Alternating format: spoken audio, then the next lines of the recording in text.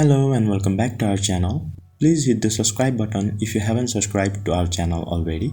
Today we'll be learning how to share Instagram post on Facebook story. To do so, open your Instagram application and then go to your profile by tapping on the profile picture on the bottom right corner.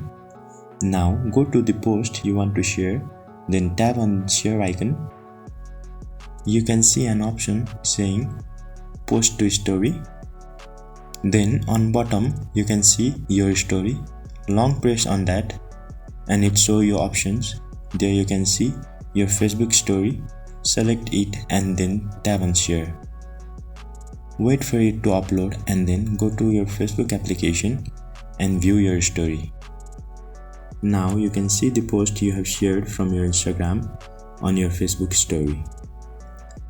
Thank you for watching the video till the end. If you face any problems, let us know on the comment section below.